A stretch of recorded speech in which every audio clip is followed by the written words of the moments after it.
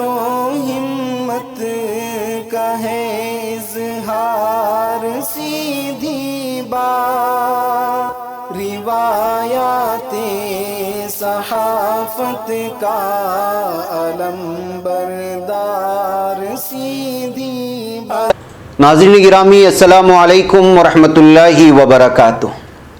सीधी बात के ताज़ा तरीन प्राइम टाइम में आप लोगों का इस्तकबाल है। नाज़रीन, मैं अंसार अजीज़ नदवी हमेशा की तरह इस वक्त प्राइम टाइम में आप लोगों के सामने कुछ अहम तरीन ख़बरों पर तबसरा लेकर के हाजिर हुआ। मैं बताऊंगा कि किस तरह इंसानियत बार बार शर्मसार होती है। अस्पताल के अमले की बेहिसी की वजह से एक कोरोना की मरीज़ा जो फौत हो गई, उसके ज़ेवरात गायब कर लिए जाते हैं। मैं आपको बताऊंगा कि सुदर्शन टीवी के एडिटर जिसने यूपीएससी एग्ज़ाम को जिहाद से जोड़कर के मुसलमानों को निशाना बनाने की कोशिश की थी, उसके खिलाफ लगातार शिकायत दर्ज होते जा रहे हैं। क्या यूपी के बीजेपी में शिगाफ पड़ गया है? एक सवाल उठ रहा है। 1 सितंबर से मुल्क भर में बिजली बिल के माफ़ होने की खबरें आ रही थी। उसमें सच्चाई कहाँ तक है, उस पर भी मैं तफसीलन रोशनी डालने के साथ साथ आजकल मीडिया सुशांत सिंह केस को लेकर के जिस तरह दबाव बना रहा है, उसकी वजह से जिन लोगों पर इल्ज़ामात लग रहे हैं वो इस वक्त खुशकशी का सोच रहे हैं। इस तरह की खबरें आ रही हैं। जर्मनी में भीड़ों का हमला हुआ है जिससे बच्चों की जख्मी होने की खबरें आ रही हैं। शाम से भी खबर आ रही है कि रूसी और अमरीकी फौजी गाड़ी में टक्कर हुआ है जिसकी वजह से कई अमरीकी एहलकार जख्मी हुए हैं। जापानी वज़ीर आज़म की इस्तीफे की भी खबर आ रही है। बहुत सारी चीज़ें हैं, वो सारी चीज़ों में मैं तफसीलात से बयान करूँगा। उससे पहले आप लोगों से दरख्वास्त है कि जिन अहबाब ने हमारे चैनल को सब्सक्राइब नहीं किया, सब्सक्राइब कर ले। हमारी इन वीडियोज़ को दूसरों तक पहुँचाने में हमारी मदद करें, लिंक को शेयर करें और इदारे को मजबूत करना हरगिज़ ना भूलें। नाजरीन, आइए पहली खबर की जानिब बढ़ते हैं जहां पर इंसानियत शर्मसार होती है। मध्य प्रदेश की राजधानी भोपाल के चिरायु अस्पताल में कोरोना इन्फेक्शन के इलाज के लिए दाखिल होने वाली खातून कमला रावत की मौत के बाद उसके सोने और चांदी के जेवरात गायब हो जाते हैं। उनके अहले खाना ने मरकजी वजीर सेहत डॉक्टर हर्षवर्धन से इसकी शिकायत की है। तफसीलात में जाएँ तो पता चलता है कि कतर की मल्टीनेशनल कंपनी में मुलाजिमत करने वाले सागर जिले के मकरोनिया की रिहायशी अनिल रावत ने बताया कि जब उनकी वालिदा कमला रावत की तबीयत खराब हुई तो उन्होंने पहले सागर के सरकारी अस्पताल में उनको दाखिल कराया, जहां हालत बेहतर नहीं हुई। बाद में उन्हें अस्पताल में वाक़े चिरायु अस्पताल में दाखिल कराया गया। अनिल रावत का कहना है कि जब उनकी वालिदा को चिरायु अस्पताल में दाखिल कराया गया था तो ऑक्सीजन इस्तेमाल करने के लिए उनसे जेवरात को उतार लिया गया था और उन जेवरात में सोने की 3 चूड़ियां, मंगलसूत्र, कान में टॉप्स, एक अंगूठी के अलावा पाजेब और बछिया पहनी हुई थी, जो सब के सब गायब है। अस्पताल से बार बार मुतालबा किया जा रहा है तो कोई साफ तौर पे जवाब नहीं दे रहा और किसी भी किस्म का जवाब मौसूल नहीं हो रहा है, तो तंग आकर के उन्होंने शिकायत की है। तो नाज़रीन, इस खबर से आप अंदाज़ा लगा सकते हैं कि किस तरह अस्पताल मुर्दों से इस वक्त मुर्दों को लूटने का काम कर रहा है। वैसे भी जब मर जाता है कोरोना मरीज तो उसको लेकर के किस तरह की खबरें आ रही हैं मुख्तलिफ इलाकों से, ये आप मुझसे बेहतर जानते हैं कि किस तरह मुर्दों को रख कर के जो है सियासत भी होती है और फिर मुर्दों पर तिजारत भी होती है। अब मुर्दों को लूटने का काम भी शुरू हो गया है, इस तरह महसूस होता है इस खबर के सामने आने के बाद। बहरकैफ नाज़रीन, आइए बात करते हैं। जामिया मिल्लिया इस्लामिया ने मरकजी वजारत तालीम को ख़त लिखकर यूनिवर्सिटी की इमेज को ख़राब करने के लिए सुदर्शन न्यूज़ चैनल और उसके चीफ एडिटर सुरेश चौहान के खिलाफ कार्रवाई करने का मुतालबा किया है। चौहान ने 26 अगस्त को अपने शो बिंदास बोल का एक ट्रेलर ट्वीट किया था जिसमें उन्होंने #UPSC जिहाद के साथ नौकरशाही में मुसलमानों की घुसपैठ की साजिश का बड़ा इंकशाफ करने का दावा किया था। इस वीडियो में उन्होंने जामिया रिहायशी कोचिंग एकेडमी RCA से पढ़कर UPSC का एग्जाम पास करने वालों को जामिया का जिहादी बताया था। इंडियन एक्सप्रेस की एक रिपोर्ट के मुताबिक जामिया के PRO अहमद अजीम ने कहा, हमने वजारत तालीम को खत लिखकर उन्हें इस पूरे मामले की जानकारी दी और उन्हें बताया कि सुदर्शन चैनल ने न सिर्फ जामिया और एक खास कम्युनिटी की इमेज खराब करने की कोशिश की बल्कि UPSC की इमेज भी खराब करने की कोशिश की है। जामिया की वाइस चांसलर नजमा अख्तर का कहना है कि यूनिवर्सिटी इस मामले पर अदालत का रुख नहीं करेगी, लेकिन उन्होंने इस सिलसिले में बहुत सारी बातें कही हैं। आईपीएस एसोसिएशन ने भी जो है इस सिलसिले में मामला दर्ज करने की बात कही है सुदर्शन टीवी और उसके खिलाफ। और इसके अलावा अब जो मुंबई से खबर आ रही है, जीशान सिद्दीकी ने भी इस वक्त बाकायदा मामला दर्ज करवा दिया है सुदर्शन टीवी। और ये जो देख रहे हैं इस वक्त, जीशान बाबा सिद्दीकी जो मशहूर है सियासतदान है मुंबई के, उन्होंने भी जो है इस वक्त मामला दर्ज करवाया है इस टीवी के खिलाफ और उसके एडिटर के खिलाफ। तो नाज़रीन, आप कल मैंने ये सारी तफसीलात आप लोगों के सामने रखी थी, उस तफसीलात में जाऊंगा नहीं। अलबत्ता अगर महसूस करते हैं कि ये गलती हो रही है तो आपकी भी जिम्मेदारी बनती है कि हर सतह पर जो है इसके खिलाफ मामला दर्ज करवाया जाए। और बहुत सारे इलाकों में इस वक्त इसके खिलाफ मामला दर्ज करवाने की तैयारियां चल रही हैं और मुख्तलिफ तंजीमों की जानिब से इस वक्त दर्ज हो चुकी हैं। और आप पर्सनली भी कर सकते हैं, तंजीमों के साथ जुड़ कर भी कर सकते हैं, ताकि ये शख्स दोबारा कभी मुसलमानों के खिलाफ जहर उगलने की कोशिश ना करे। इसी तरह इन लोगों पर दबाव बनाने की ज़रूरत है जहां तक हमें कानून इजाज़त देता है। नाज़रीन, आइए बात करते हैं, क्या यूपी बीजेपी में शिगाफ पड़ गया है? अरकान असम्बली और अरकान पार्लियामेंट में क्या घुमसान शुरू हो चुका है? क्या पार्टी दो धड़ों में तकसीम हुई है? इस तरह की खबरें निकल करके आ रही हैं उत्तर प्रदेश से। उत्तर प्रदेश बीजेपी में इन दिनों सब कुछ ठीक नहीं चल रहा और पार्टी के कई लीडरान दस्त गिरेबा नजर आ रहे हैं। पार्टी ने उत्तर प्रदेश की गोरखपुर शहर नशिस्त से बीजेपी के एमएलए डॉक्टर राधा मोहनदास अग्रवाल को वजाहती नोटिस जारी किया है, जबकि रुकने पार्लियामेंट रवि किशन ने अकन असेंबली से इस्तीफा देने का मुतालबा किया है। रवि किशन ने कहा, अगर रुकन असेंबली होने पर आप नाराज हो जाते हैं तो इस्तीफा दे दीजिए। बीजेपी के एमएलए डॉक्टर अग्रवाल ने हाल ही में ट्वीट करके यूपी में नज्म नस्क के अबतर सूरत हाल पर सवाल उठाए थे और कहा था कि उन्हें रुकन असेंबली की हैसियत से खुद पर शर्म आती है। इस पर पार्टी की तरफ से एक हफ्ते के अंदर वजाहत भी तलब की गई थी। गोरखपुर शहर के एमएलए डॉक्टर अग्रवाल को भारतीय जनता पार्टी की रिवायात और उसूलों के खिलाफ बर्ताव करने पर वजाहती नोटिस जारी किया गया। पार्टी की रियासती सदर स्वतंत्र देव सिंह की हिदायत पर रियासती जनरल सेक्रेटरी जेपीएस राठौर ने डॉक्टर अग्रवाल को नोटिस जारी करते हुए कहा, पार्टी के तर्ज अमल के खिलाफ सोशल मीडिया पर पोस्ट डाली जा रही है जो हुकूमत और तंजीम की शबीह को दागदार बनाती है। बहरकैफ नाज़रीन, ये वो मामलात हैं जो निकल करके सामने आ रहे हैं कि कहीं एमएलए नाराज हो रहा है तो कहीं पर वजीर नाराज हो रहे हैं। और वैसे भी बहुत सारे यहाँ के वज़रा को कोरोना पॉजिटिव की खबरें भी लगातार निकल करके आ रही हैं। तो और वैसे भी जराइम का जो गिराफ यूपी में बढ़ता जा रहा है, इस बात को लेकर के भी खुद पार्टी में बहुत सारे लोग जो है ऑब्जेक्शन कर रहे हैं, एतराज़ात कर रहे हैं। इसी बात को लेकर के ये बात साफ तौर पर सामने आ रही है कि यहाँ पर सब कुछ ठीक नहीं चल रहा है, जिसको अखबारात कवरेज कर रहे हैं और बड़े पैमाने पर शाये करने की कोशिश कर रहे हैं। नाज़रीन, आइए मैं इस वक्त आपके सामने एक और अहम तरीन खबर रखना चाहता हूँ। दरअसल ये मामला फिल्मी दुनिया से वाबस्ता है, लेकिन मीडिया का किरदार जो रहा है इस वक्त, मैं वो आप लोगों को बयान करना चाहता हूँ। देखिए, एक वीडियो इस वक्त नजर आ रही है। इससे पहले भी मैंने रिपब्लिक टीवी के सिलसिले में बताया था कि वो फेक न्यूज़ किस तरह क्रिएट करता है, प्राइम टाइम में बताया था 2 दिन पहले। अब जो ये वीडियो आप देख रहे हैं, ये वीडियो रिपब्लिक टीवी की एक रिपोर्टर है, वो रिया चक्रवर्ती, जिस पर इल्जामात लग रहे हैं कि सुशांत सिंह को खुदकशी करने पर मजबूर किया है, बहुत सारी चीज़ें। ये एक अदाकारा है, रिया चक्रवर्ती इसका नाम है।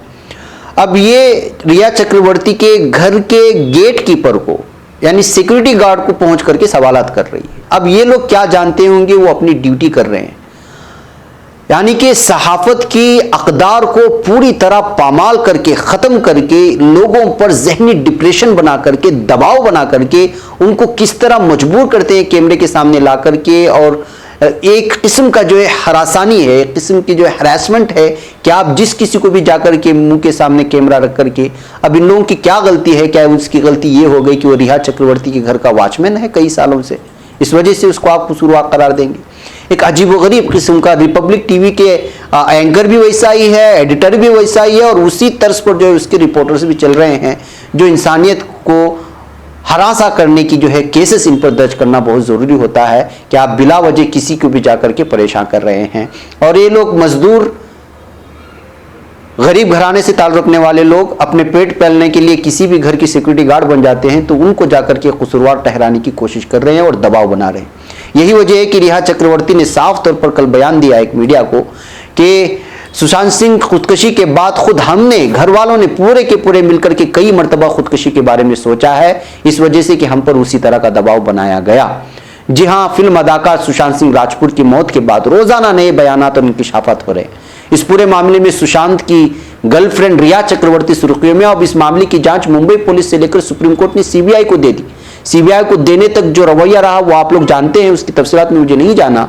मुझे ये खबर आप लोगों के सामने इसलिए रखना है कि रिया चक्रवर्ती का जब ये बयान सामने आया कि वो अपने अहले खानदान के साथ इन चैनलों की वजह से या फिर मुख्तलिफ तहकीकी एजेंसियों की वजह से जो दबाव बनाया गया, जिस तरह से जो है हम लोगों को परेशान और हरासा करने की कोशिश की गई, उससे महसूस हम लोगों ने किया कि जो है सब मिलकर के एक मरतबा खुदकुशी कर लेते हैं। ये असल मामला है कि मीडिया इस वक्त कातिल बनता जा रहा है। मीडिया में होने वाली डिबेट्स कातिल बनते जा रहे हैं। मीडिया में पेश की जाने वाली रिपोर्टें वो कातिल बनते जा रहे हैं। किसी को भी इल्जाम साबित होने से पहले उसको कातिल करार दिया जाता है, उसको मुजरिम करार दिया जाता है, उसके अहले खाना पर दबाव बना जाता है। अभी हाल ही इसका एक ही मामला है, या तो किसी को बहुत ज्यादा बड़ा चढ़ा करके पेश करो, या किसी को जो इस कदर उसके पीछे पड़ जाओ कि जो उसके आसपास के जितने भी लोग वो खुदकुशी करके मर जाए। अभी हालिया आपने देखा एक छोटे से मामले को लेकर के, तबलीगी जमात को लेकर के इसने जो माहौल बनाया, उसकी वजह से कितने लोगों की जाने गई, कितने लोग जख्मी हुए, कितने मुसलमान लोगों की जो है रोजगारी खत्म हो गई। हिंदुओं के मोहल्ले में जाकर के जो अपना पेट पालते थे कुछ सब्जियां बेच करके, उन सब्जी फरोशों के हालात क्या, ये सारा का सारा मामला जो बनाया वो मेन स्ट्रीम मीडिया बनाया और सोशल मीडिया ने बनाया। अभी हाल ही में कल ही आपने एक रिपोर्ट सुनी होगी, मीडिया में देखा होगा, विराट कोहली बाप बनने जा रहे हैं। उसके बाद क्या हंगामा हुआ, वो बच्चा जो अभी दुनिया में आया नहीं है उसके पीछे इस कदर पड़ गए। मीडिया बोल रहा है कि कहां इसकी पैदाइश होगी, क्या वो अपनी मां की तरह से बनेगा या बाप की तरह क्रिकेटर बनेगा, या वो लड़का होगी कि लड़की होगी। अभी 3 महीने भी नहीं, वो बच्चा परेशान हो रहा कि यार मैं किस दुनिया में जा रहा हूं। अगर ये खबर सुन ले और मीडिया को देख ले और हो गया तो वो किस स्कूल में पढ़ेगा, उसको उसकी आया कौन होगी, वो किस तरह के कपड़े पहनेगा, उसके हाथ में बल्ला होगा, उसकी इस तरह के सवालात के वो बच्चा अगर सुन ले तो समझेगा यार जाने से पहले मैं यहीं पर रह जाऊं। ये होता है मीडिया जो लोगों को गुमराह करता है, लोगों को एक अजीब किस्म के सनसनीखेज माहौल में ले जाकर के उनको इस कदर गुमराह करता है कि जिसकी कोई इंतहा नहीं होती। एक तरफ ये है मीडिया का किरदार, तो दूसरी तरफ ये है कि वो किसी के पीछे पड़ जाता है तो लोग खुदकुशी करने तक मजबूर हो जाते हैं।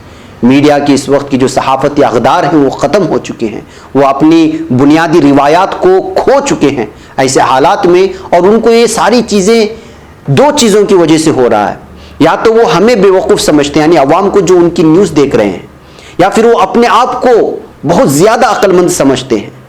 जाहिर सी बात है कि वो इस गलतफहमी में है कि ये अवाम तो बेवकूफ़ है, हम इसको जो भी चीज़ पेश करेंगे वो देखेंगे, और ऐसा ही हो रहा है। उनकी टीआरपी बढ़ रही है, हम ऐसी चीज़ों को सबसे ज़्यादा देखते हैं जिसकी वजह से उनकी टीआरपी बढ़ती है, उनको एडवर्टाइजमेंट मिलते हैं और सेकंड पर एडवर्टाइजमेंट मिलते हैं। लोगों को सनसनीखेज बना करके पेश करने में 3 मामले उनके सामने होते हैं। फिल्मी इंडस्ट्री में कोई मामला पेश आ जाए, जाहिर सी बात है कि फिल्मी दुनिया से बहुत बड़ी तादाद जुड़ी हुई होती है, बल्कि बच्चे से लेकर के बूढ़ा तक इससे जुड़ा हुआ होता है। इस वजह से जो है वहाँ पर वो इस तरह की खबरों को बहुत ज़्यादा बढ़ा चढ़ा करके पेश करते हैं। बच्चा पैदा होने से लेकर के, शादी से लेकर के, उसके हनीमून से लेकर के उसके मरने तक भी जो चीजें कई दिनों तक डिबेट चलते हैं से मीडिया में, उनको ये पता है कि जो है ये शख्स जो है, इस शख्स के पीछे बहुत ज्यादा हजारों के लाखों के फॉलोअर्स है, इसकी छोटी सी छोटी न्यूज भी उनके लिए टीआरपी बढ़ाने वाली होती है। ऐसे हालात में मतलब साफ निकल कर आता है कि आवाम बेवकूफ बनने के लिए तैयार बैठे हुए हैं और मीडिया उनको बेवकूफ बना रहा है।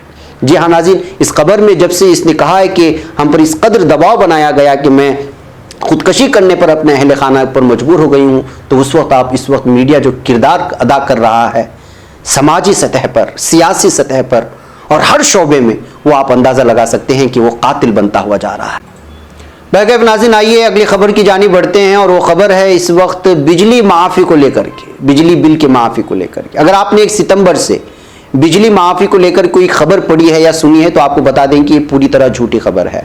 कुछ दिनों से सोशल मीडिया प्लेटफॉर्म यूट्यूब में एक फेक वीडियो वायरल हो रहा है। इस वीडियो में बताया जा रहा है कि हुकूमत बिजली माफ़ी योजना ला रही है और इसके तहत सितंबर से पूरे मुल्क में सबका बिजली माफ़ कर दिया जाएगा। इसको लेकर के पीआईबी ने फैक्ट चेक करके बताया है कि यह दावा फर्जी है, सरकार के जरिए से ऐसी किसी भी योजना का ऐलान नहीं किया गया है, लिहाजा जो लोग गलत फहमी में हैं वो लोग इसको दुरुस्त कर लें। नाज़रीन, आइए जर्मनी में भीड़ों के हमले से 16 बच्चों के अस्पताल में दाखिल होने की खबरें आ रही हैं। जर्मनी के एक मगरबी शहर लेवेंडनशीट के एक स्कूल पर भीड़ों के हमले के नतीजे में कम अज कम 16 तलबा को अस्पताल मुंतकिल करना पड़ा। अडोल्फ राइश वाइन सेकेंडरी स्कूल की इंतजामिया की तरफ से मकामी वक्त के मुताबिक 11:15 बजे दिन के करीब इमरजेंसी सर्विस से रब्ता किया गया। वक्फे के दौरान मुतादिद तलबा ने भीड़ों के डंक मारने की शिकायत की है।